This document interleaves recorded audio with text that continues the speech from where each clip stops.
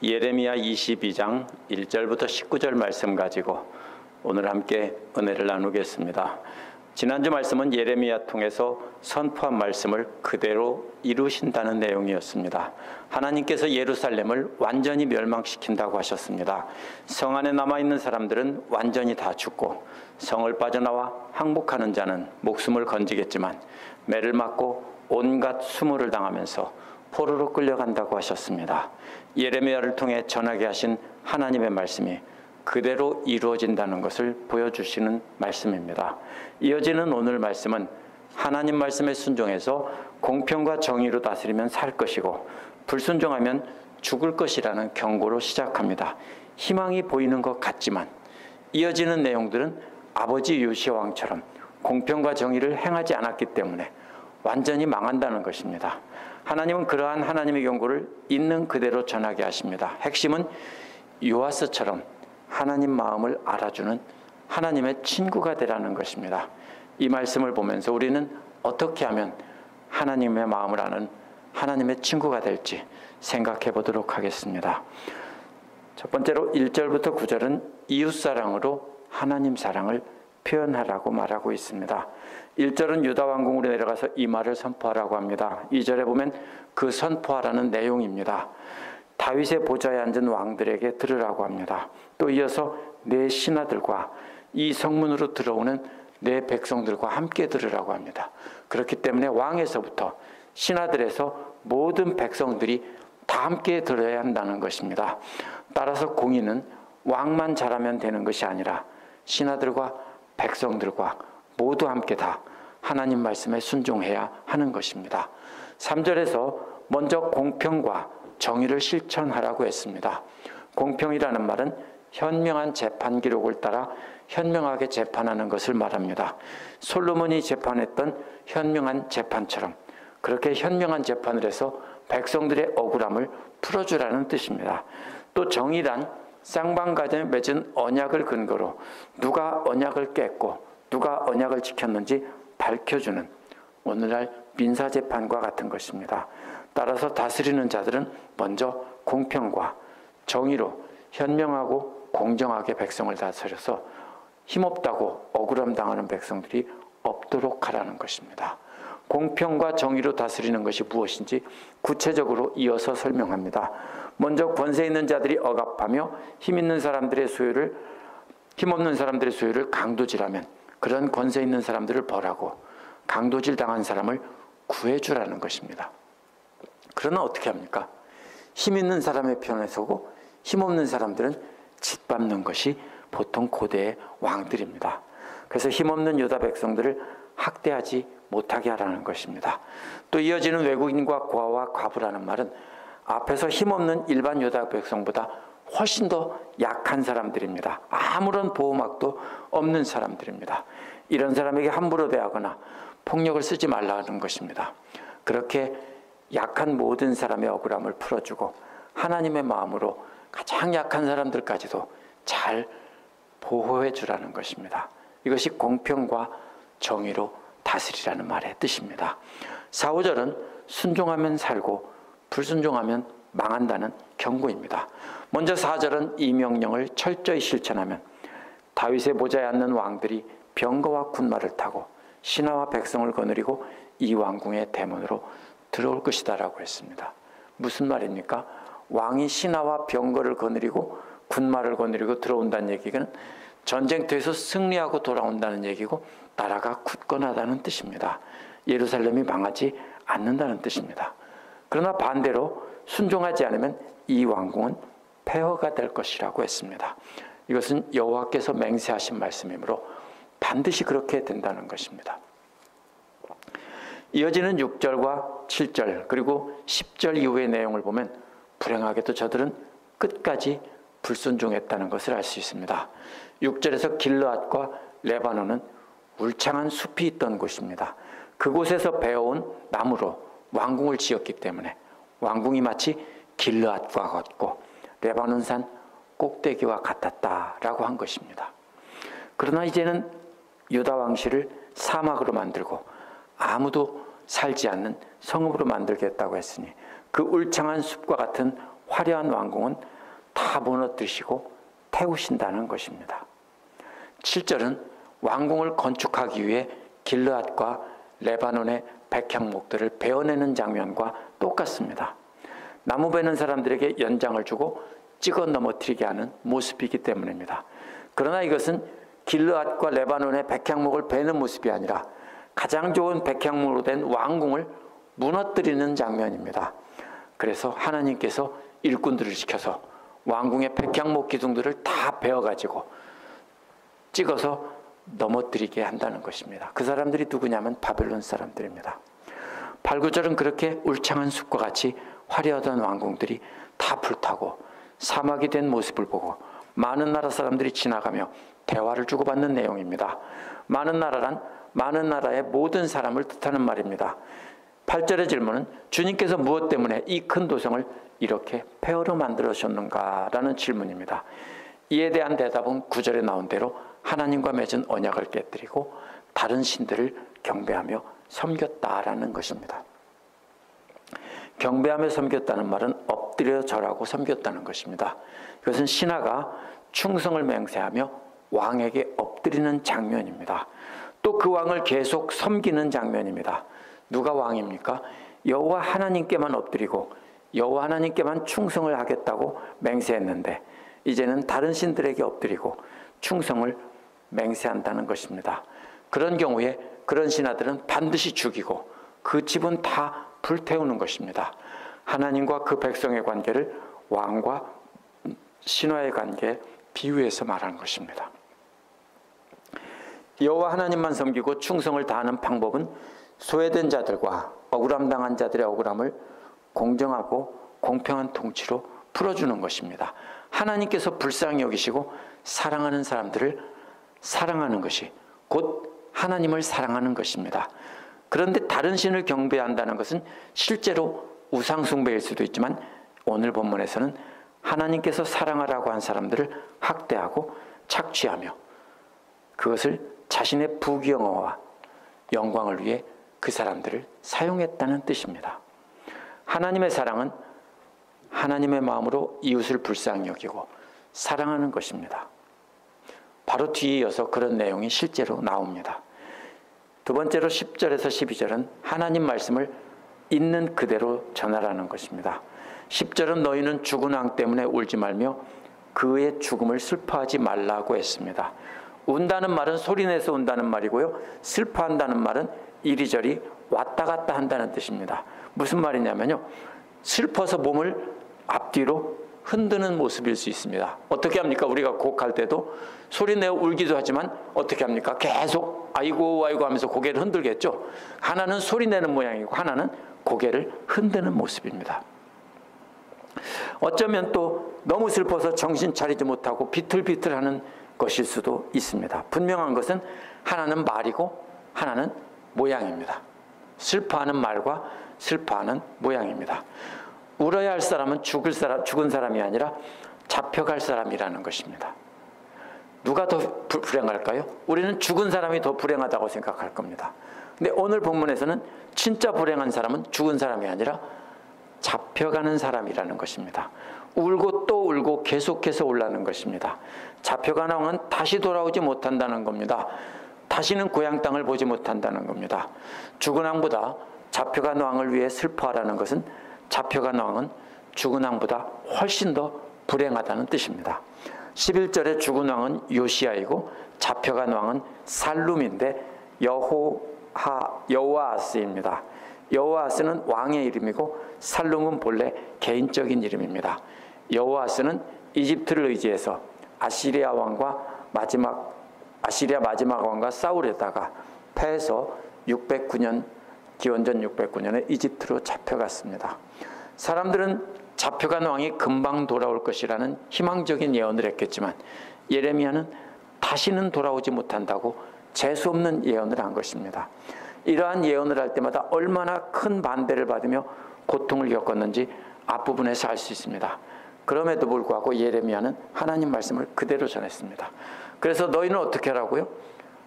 바로 잡혀갈 왕을 위해서 울라면서 그 하나님 말씀을 그대로 전하라는 것입니다. 예레미야가 전한 말씀을 사람들도 그대로 전하면서 울라는 것입니다.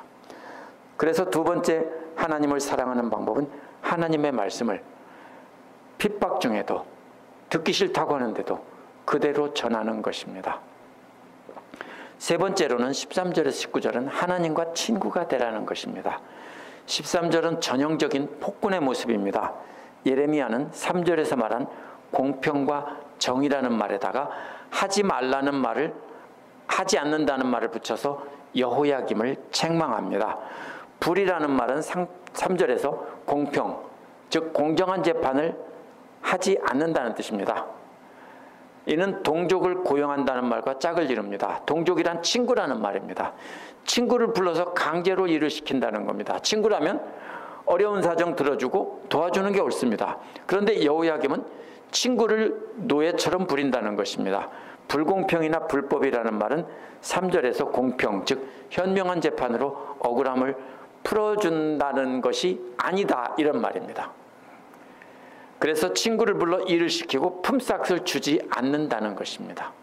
이것이 앞에서 말한 공평과 정의를 따라 행하지 않은 것이고 자신의 탐욕을 따라 행한 것이고 이것이 바로 여호야김이 행한 우상숭배라고 하는 것입니다. 성경은 항상 앞뒤로 연결해서 읽어야 됩니다. 14절은 그렇게 불법과 불의로 집을 짓는 탐욕을 나타낸 것입니다. 먼저 살 집을 넓게 짓는다고 했습니다. 누각도 크게 만든다고 했습니다.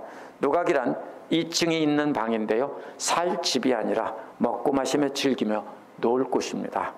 창문도 만들어 단다는 말은 벽을 더 넓게 찢어서 창문을 확대한다는 뜻입니다. 살집은 창문이 작아도 되겠지만 놀집은 창문이 커야 되겠죠. 옛날에 에어컨도 없을 때 창문이 커야 활짝 열어놓고 밖을 보며 놀죠. 백향목은 당시 건축 재료 중에 최고 비싼 재료입니다. 뭐든지 크게 최고급으로 짓는다는 것입니다. 이것이 바로 여호야김이 했던 우상 숭배입니다. 하나님 마음으로 공평과 정의로 다스리는 것이 하나님을 사랑하는 것이고 그 반대로 자신을 위해 사치와 낭비를 힘삼는 것은 다른 왕을 섬기는 것이고 이것이 바로 우상 숭배입니다. 15절은 내가 남보다 백향목을 더 많이 써서 경쟁한다고 내가 더 좋은 왕이 될 수 있겠냐라고 했습니다. 원어는요, 더 좋은 왕이 아니고 개역처럼 그냥 왕입니다. 그러면 이런 뜻입니다. 경쟁한다고 했으니까 더 좋은 왕이라는 말을 넣어서 세번역은 의미를 살려 번역했는데요, 원어는 그대로 내가 왕이 될 수 있겠느냐라는 말입니다. 왕궁을 아무리 화려하게 크게 짓는다 해도 여호야김은 좋은 왕이 될 수 없다는 뜻이 아니라 아예 왕이 될 수 없다는 뜻입니다. 15절 뒷부분에는 내 아버지와 먹고 마시지 않았느냐라는 말입니다. 여호야김의 아버지는 요시야입니다. 여호아스는 여호야김의 형입니다.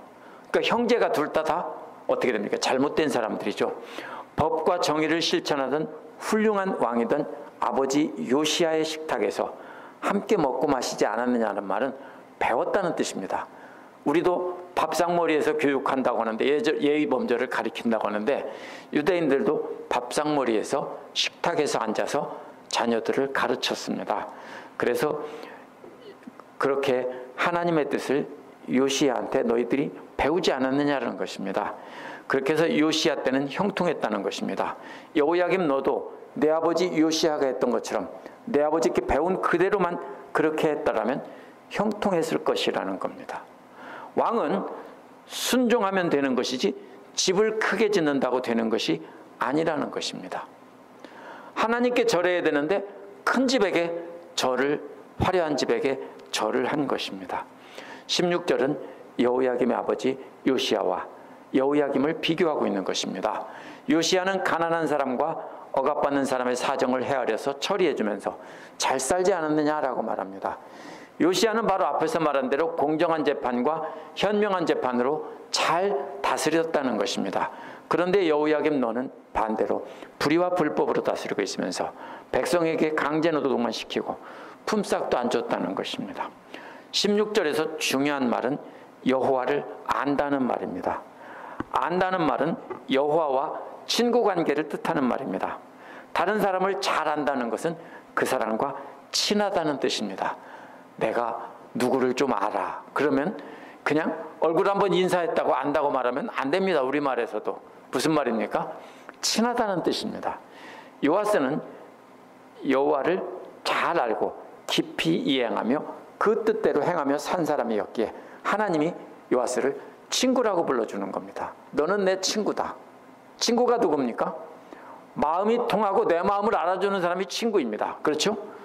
그래서 하나님은 요아스를 친구라고 부르고 있는 것입니다. 요아스는 하나님의 친구였기 때문에 하나님의 마음을 따라 가난하고 제가 잘못했네요. 요아스가 아니라 요시야. 고맙습니다.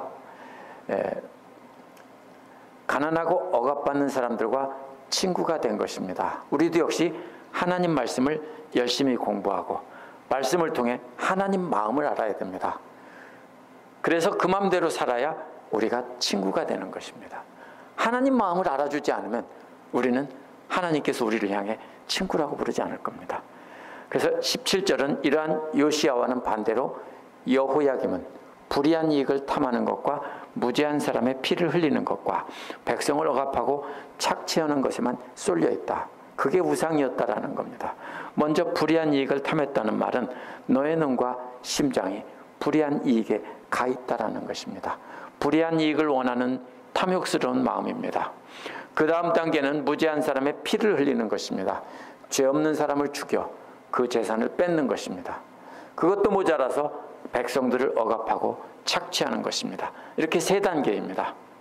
그래서 마지막 단계는 빼앗을 것까지 없도록 다 뺏은 백성들을 억압하고 강제로 일을 시키고 폭력을 써서 때리고 고문하는 모습입니다.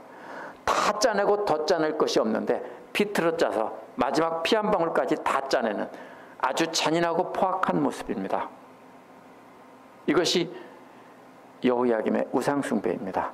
18절은 이러한 여호야김을 두고 아무도 여호야김을 죽음을 애도하지 않을 것이라고 했습니다.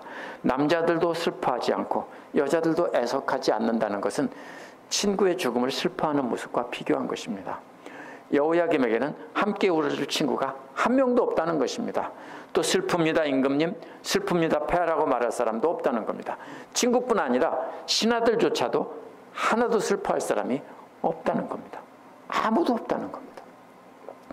얼마나 비참하게 죽냐면 19절에 사람들은 그를 끌어내다가 예루살렘 성문 밖으로 멀리 내던지고 마치 나귀처럼 묻어버릴 것이다 라고 했습니다. 예레미야 36장 30절에도 그의 시체는 무더운 낮에도 추운 밤에도 그렇게 바깥에 버려져 뒹굴 것이라고 했습니다. 그러나 이것은 실제로 그렇게 버려진다는 뜻이 아니라 백성들이 그의 죽음을 대하는 태도가 그렇다라는 비유입니다. 다윗 왕가의 왕으로서 합당한 예우를 받지 못하고 죽게 된다는 비유입니다. 오늘 말씀은 어떻게 하면 하나님과 원수가 되고 어떻게 하면 하나님의 친구가 되는지의 말씀입니다. 하나님의 친구가 되는 비결은 첫째로 하나님을 사랑하는 것입니다. 그러나 우리가 하나님을 사랑한다는 것을 크게 오해를 합니다. 하나님께 예물을 바치고 예배를 잘 드리면 하나님을 사랑한다고 생각합니다. 근데 오늘 말씀에 따르면 하나님 사랑은 이웃사랑과 연결되어 있습니다. 보이지 않는 하나님은 사랑한다는 표현은 이웃사랑을 통해서 하는 것입니다. 예레미야 당시 사람들이나 오늘날 믿는 사람들이나 하나님을 사랑한다고 하면서 눈물로 예배를 드리고 온정성 다해 헌금 드리면 하나님을 사랑한다고 착각합니다. 그러나 하나님을 사랑한다면서 자신보다 약한 위치에 있는 사람들을 학대하거나 멸시한다면 그것은 하나님을 사랑하지 않는다는 증거라는 것입니다. 그래서 예수님께서도 오셔서 뭐라고 했냐면 하나님을 사랑하고 내 이웃을 내 몸과 같이 사랑하라. 이웃이 누굽니까? 사마리아인 얘기하면서 원수까지도 사랑하라 하시는 것입니다. 하나님의 친구가 되는 두 번째 비결은 하나님의 말씀을 먼저 자신이 간직하고 그 말씀을 세상 탐욕에 따라 사는 여호야김 같은 사람들에게 그대로 전하라는 것입니다. 전하라는 내용이 뭡니까? 너 그대로 살면 여호야김처럼 그렇게 망할 거야 라는 재수없는 소리입니다. 그런데 우리가 세상에서 성공하고 힘이 있고 그렇게 살면서 자신의 탐욕을 따라 살면서 하나님을 믿는다고 하는 자들에게 하나님께서 심판하신다는 말씀을 선포하면 욕을 죽도록 먹을 것입니다. 그러나 우리가 아무리 욕을 먹고 핍박을 받는다 해도 우리는 우리가 받은 하나님 말씀을 우리가 간직하고 너도 그래야 되라고 전해야 하는 것입니다. 혹시 그래서 그 사람이 회개해서 죽을 사람이 살게 될지도 모르기 때문입니다. 하나님의 친구가 되는 세 번째 비결은 이웃사랑을 하고 하나님 말씀을 간직해서 그대로 전하는 것으로 무엇을 하는 겁니까? 하나님의 마음을 알아주는 것입니다. 이것은 사실 세 번째라고 하기도 어려운 것인데요. 세 번째로 말한 것입니다. 예레미야가. 하나님의 마음을 알아주는 친구가 되라는 것입니다. 그래서 예수님께서도 원수까지 사랑하라고 한 것입니다. 그게 바로 하나님의 마음이기 때문입니다. 말씀을 깊이 공부해서 그 내용을 잘 알면 저는 저절로 하나님을 섬기고 하나님을 사랑하고 하나님의 마음을 알 것이라고 생각한 적이 있었습니다. 그런데 그렇게 열심히 하는 사람 보니까 그런 사람들이 다 하나님을 믿는 사람이 되지는 않습니다. 그렇게 하면 남의 깊은 정보를 깨내서 흉보고 까발리고 욕하는 그런 비판자밖에 되지 않습니다. 말씀을 깊이 공부하고 깨닫는 것은 우리가 말씀 속에 담긴 하나님의 마음을 알려는 것입니다. 그래서 하나님과 마음이 통하는 사람이 되려는 것입니다. 우리가 하나님한테 친구라고 부를 수는 없습니다. 누가 말합니까? 하나님이 우리를 보고 기뻐하시면서 너는 내 친구다라고 불러주시는 것입니다. 하나님의 친구라면 이웃을 내 몸처럼 사랑할 뿐 아니라 원수까지도 사랑하여 참아주며 친절을 베푸는 것입니다. 이것을 억지로라도 참아서 하지 못하면 우리는 말로 아무리 하나님 사랑한다 해도 그것은 거짓말입니다. 그래서 하나님의 마음이 담긴 그 말씀을 듣기 싫어해도 그대로 전하면서 하나님 마음에 합당한 자가 되어야 하는 것입니다. 기도하겠습니다.